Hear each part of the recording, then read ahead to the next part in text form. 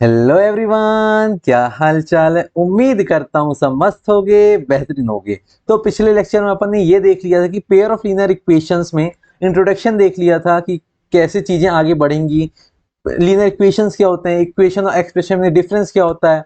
तो इस लेक्चर में अपन देखेंगे कि अपन ग्राफिकल सॉल्यूशन कैसे निकाल सकते हैं पेयर ऑफ लीनियर इक्वेशन का। अगर दो इक्वेशन दी हुई हैं तो उससे कितने नंबर ऑफ सॉल्यूशंस होंगे, ये सब चीजें इस लेक्चर में देखने वाले हैं। तो चलिए शुरू करते हैं लेक्चर में।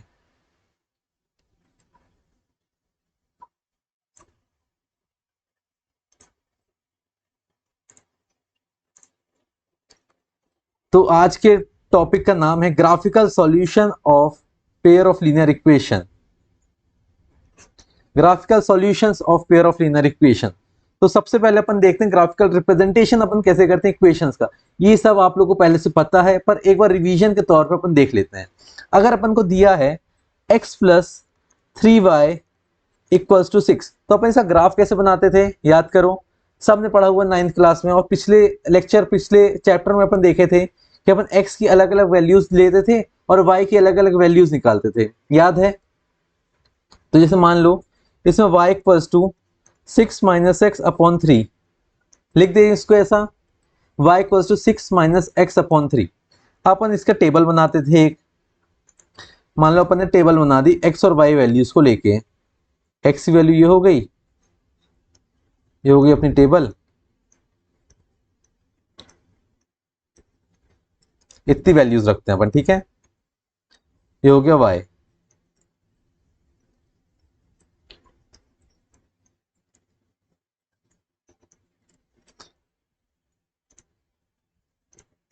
x की वैल्यू रखते हैं अपन। x की वैल्यू क्या रखते हैं, सबसे पहले अपन रखते हैं 0।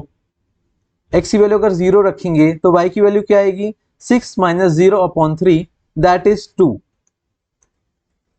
अगर x इक्वल्स टू 0 रखा तो 6 minus 0 upon 3 that is equals to 2 आएगा।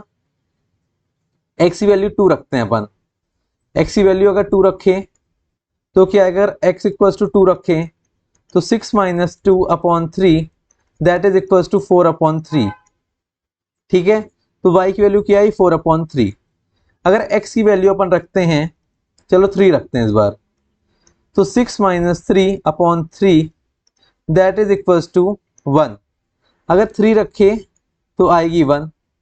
अगर x की वैल्यू को 6 रख दिया तो y की वैल्यू क्या आएगी, 0 आएगी। ऐसे बहुत सारी अपन वैल्यूज की x की वैल्यू रख के y की वैल्यू निकाल सकते हैं। तो x की वैल्यू 6, y की वैल्यू 0। एक बार चेक कर लो क्या सही है। x की वैल्यू 0 तो y की वैल्यू 2, सही बात है। x की वैल्यू 2 तो 6 माइनस 2 अपॉन 3, 4 अपॉन 3, ये सही बात है। x इक्वल्स टू 3 रखेंगे तो क्या आएगा, 6 minus 3 upon 1 that is equals to 1। x equals to 6 रखेंगे तो 0 आएगा। तो ये अपना आ गया चार्ट। अब अपन को इसको रिप्रेजेंट करना है ग्राफ में। तो मैंने पहले बोला था कि आप लोग ग्राफ पेपर ले लेना, बहुत लोग के पास होगा, अगर नहीं हो तो खरीद लेना। तो चलो प्लॉट करते हैं अपन। x की वैल्यू 0 में y की वैल्यू 2 है, ये x 0 है, y की वैल्यू 2 है यहाँ, ठीक है। x की वैल्यू 2 है तो y की वैल्यू 4 अपॉन 3 है। तो 4 अपॉन 3 1 से थोड़ा सा बड़ा है, 4 अपॉन 3 1 से थोड़ा सा बड़ा है, ठीक है। तो क्या होगा, 2 पे यहाँ कहीं वैल्यू होगी, प्लॉट कर देते हैं।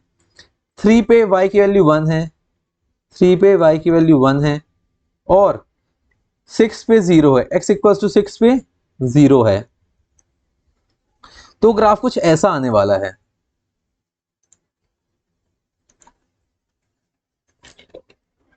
तो ग्राफ को अगर मैं ऐसे ज्वाइन करूं, आप लोग स्केल से ज्वाइन करना।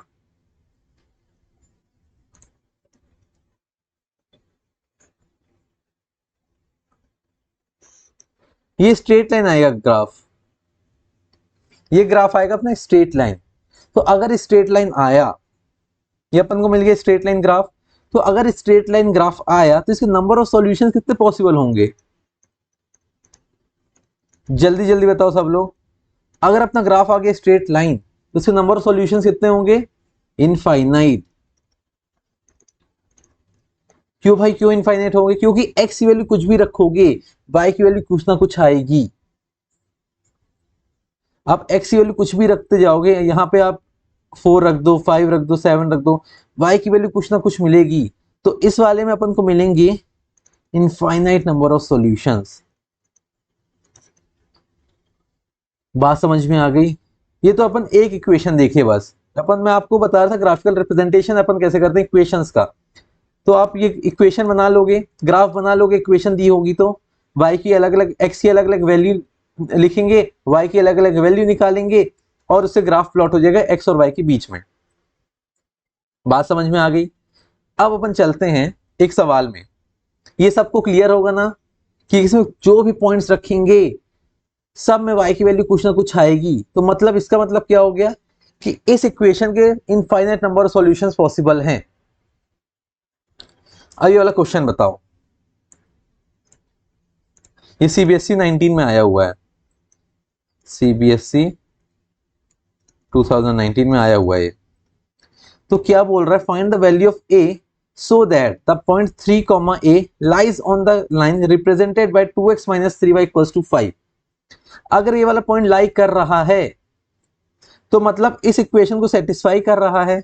मान लो कोई पॉइंट है 3 a, ये इक्वेशन है, ये लाइन है मान लो। तो इस लाइन में अगर पॉइंट होगा तो इस लाइन में ही लाई करेगा वो वाला पॉइंट, मतलब इस इक्वेशन को सेटिस्फाई करेगा, इस इक्वेशन को सेटिस्फाई करेगा। तो 3 a को इक्वेशन पुटअप करें, तो क्या दिया है, x इक्वल्स टू 3 दिया हुआ है और y इक्वल्स टू a दिया हुआ है। तो 2 into 3 minus 3 into a equals to 5 होगा, क्योंकि 3 कॉमा ये सेटिस्फाई कर रहा है लाइन को।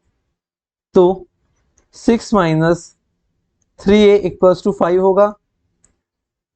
तो 6 minus 5 upon 3 equals to a होगा। a की वैल्यू क्या आ गई, 1/3 आ गई। a की वैल्यू 1/3 आ गई। अब बहुत सारे बच्चों का डाउट होगा क्या ये मेरा आंसर सही है, तो a की जगह 1/3 डालो, यहाँ पे 2 इंटू 3 माइनस 3 इंटू 1/3 करो, ये 5 आ जाएगा। मतलब LHS इक्वल्स टू RHS हो जाएगा। अगर किसी को डाउट है कि a इक्वल्स टू 1/3 सही है कि नहीं है, कर लोगे ऐसे सवाल। आते नेक्स्ट टॉपिक पे।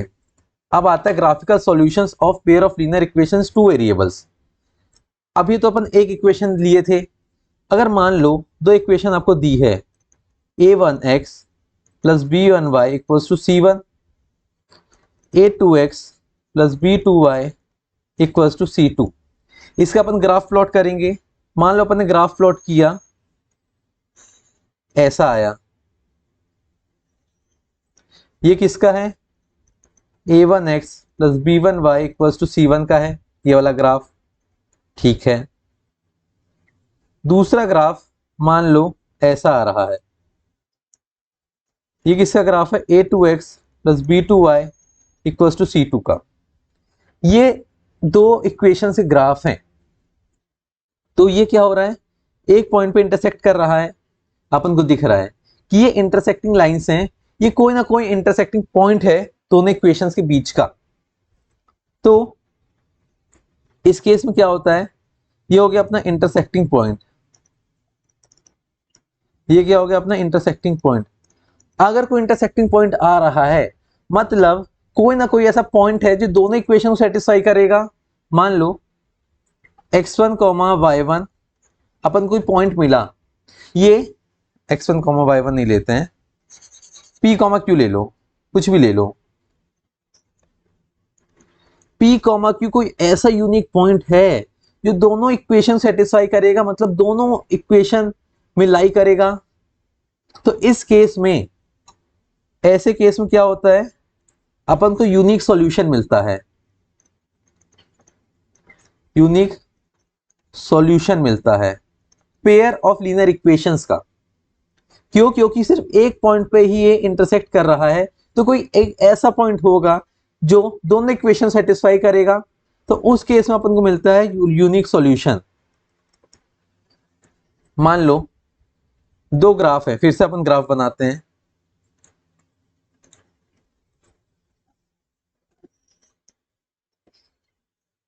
अपना ग्राफ है, एक लाइन ये है अपनी, ये लाइन कौन सी थी, a1x plus b1y equals to c1, और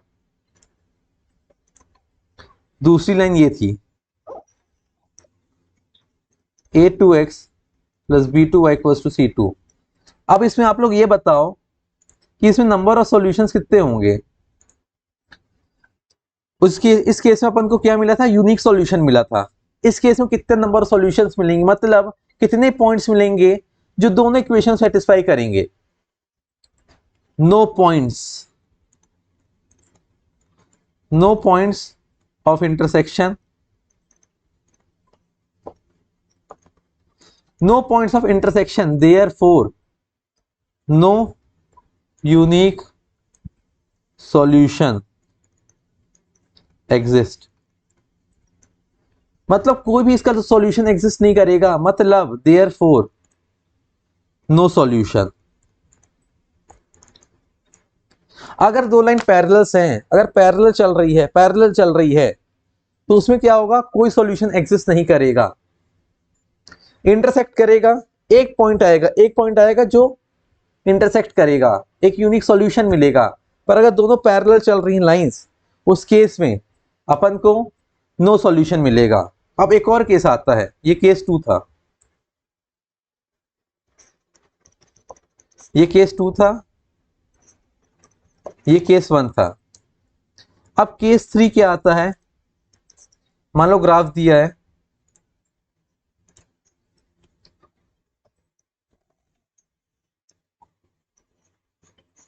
मान लो ग्राफ दिया है, ठीक है,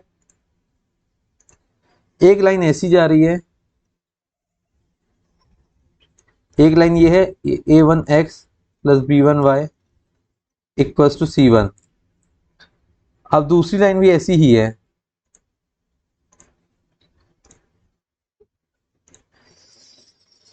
अब दूसरी लाइन इसके ऊपर से निकल रही है, देखो ऐसी जा रही है दूसरी लाइन, ये देखो,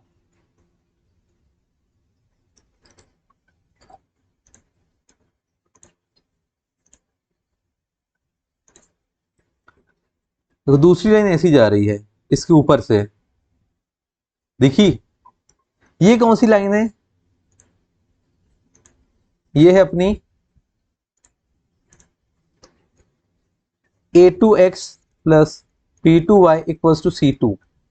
ये वाली लाइन है, मतलब एक के ऊपर एक जा रही है, एक ये लाइन जा रही है, ये साथ में कोइंसिडेंट चल रही है, एक के ऊपर ओवरलैप करके जा रही है, मतलब एक साथ जा रही है, कोइंसिडेंट लाइंस हैं। इस केस में कितने नंबर ऑफ सॉल्यूशंस होंगे, हाँ तुम लोग सही गेस कर लिए। इस केस में आएंगे अपने इनफाइनाइट नंबर सॉल्यूशंस।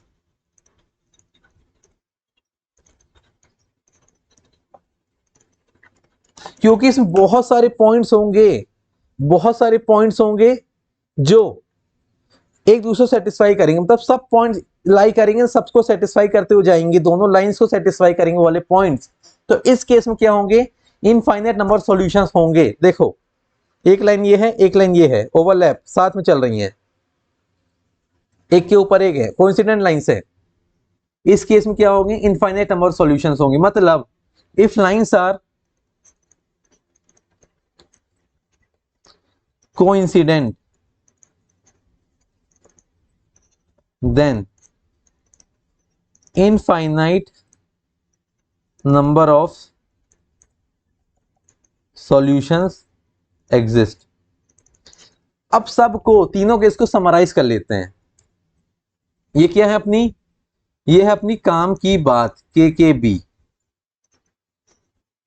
पहला पॉइंट क्या है, द लाइंस में intersect in a single point, intersecting वाली lines. In this case, the pair of equation has a unique solution. In this case, the pair of equations has a unique solution. देखो लिखा है,